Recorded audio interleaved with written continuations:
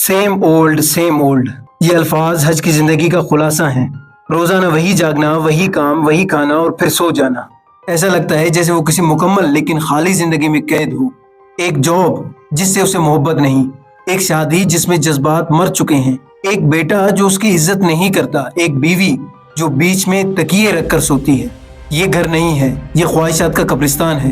حج ان لاکھوں مردوں کی نمائندگی کرتا ہے جو معاشرے کی خاطر آزادی کے بدلے سکون اور جذبے کے بدلے شرافت کا سودا کر لیتے ہیں۔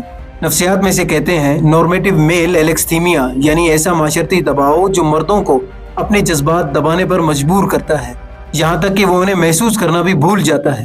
حج مرا نہیں لیکن وہ زندہ بھی نہیں ہے۔ جب دو چور حج کے گھر آتے ہیں، وہ نہ لڑتا ہے نہ ریزسٹنس کرتا ہے، بس خاموشی سے سب کچھ برداشت کرتا ہے۔ بیٹا مایوس ہو جاتا ہے، محلہ اس کا مذاق بناتا ہے۔ کیونکہ وہ اس مخصوص مردانگی، پروفارمیٹو مسکولینٹی کا مظاہرہ نہیں کرتا جسے دنیا اصلی مرد کی نشانی سمجھتی ہے۔ یہ لمحہ جدید معاشرے کے دوگلے معیار کو بے نقاب کرتا ہے۔ پرامن رہو لیکن کمزور مت دکھو، مہربان بنو لیکن وقت پڑے تو قاتل بھی بنو۔ حج اس لیے نہیں لڑا کہ وہ ڈر گیا تھا، بلکہ اس لیے کہ وہ خود کو سونے پر مجبور کر رہا تھا۔ وہ اپنے اندر کے درندے کو زنجیروں میں قید رکھنا چاہتا تھا۔ I badly wanted a reason to hurt someone۔ یہ جملہ صرف ایک اعتراف نہیں بلکہ ایک آزادی، لبریشن ہے۔ بس کی لڑائی صرف ایک ایکشن سین نہیں، یہ حج کا نفسیاتی پیدائش نو ہے، سائیکولوجیکل ری برتھ۔ وہ صرف غنڈوں سے نہیں لڑتا بلکہ اپنی دبائی ہوئی شخصیت سے لڑتا ہے۔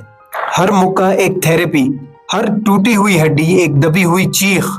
جدید مردوں کی طرح حج کو بھی سکھایا گیا تھا کہ غصہ خطرناک ہے، اسے دبا دو، لیکن دبا ہوا غصہ وقت کے ساتھ زہر بن جاتا ہے۔ حج کی طاقت یہ نہیں کہ وہ مار سکتا ہے، بلکہ یہ ہے کہ وہ اپنی طاقت پر مکمل قابو رکھتا ہے۔ ویلن یولیان ایک چیختا، چلاتا، طاقت کا بھوکا شخص اس فلم میں زہریلی مردانگی، ٹاکسک مسکولینٹی کی علامت ہے۔ دکھاوا، انا اور بے مقصد وائلنس، لیکن حج وہ اس کے بالکل برعکس ہے۔ وہ لڑائی کا شوقین نہیں ہے، لیکن جب حد پار ہوتا ہے وہ آندھی بن جاتا ہے۔ وہ نمائندگی کرتا ہے ایک نئے مرد کا، نہ کمزور نہ ظالم بلکہ باشعور، متوازن اور سچ بولنے والا۔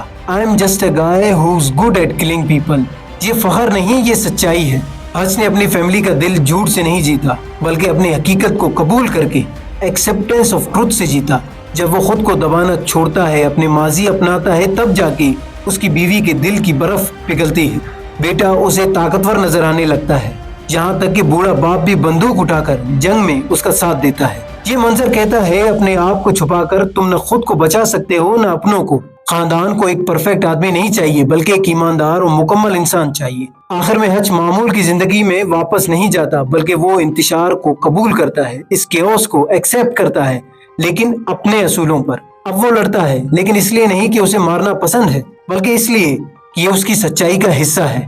ماہر نفسیات کارل یونگ کہتے ہیں جب تک آپ اپنے لاشعور کو شعور میں نہیں لاتے، وہی آپ کی زندگی کو کنٹرول کرے گا اور آپ اسے قسمت سمجھیں گے۔ حج نے اپنے اندر کی تاریکی کو پہچانا اور اسے دشمن نہیں بلکہ ساتھی بنا لیا۔ یہ فلم ایک پیغام ہے، دنیا تمہیں صلح دینا چاہتی ہے لیکن اگر تم جاگ جاؤ تو تم خطرناک ہو جاؤ گی، نہ دوسروں کے لیے بلکہ ان جھوٹی زنجیروں کے لیے جو تمہیں پکڑے ہوئے تھی۔ حج کون ہے؟ وہ نہ ہیرو ہے نہ ولن ہے، وہ ہم میں سے ہر ایک ہے۔ وہ دفتر میں بیٹھا وہ شخص ہے جو مسلسل مسکراہٹ کی ایکٹنگ کر کے تھک گیا ہے۔ وہ باپ ہے جس نے دوسروں کے لیے خود کو کھو دیا ہے۔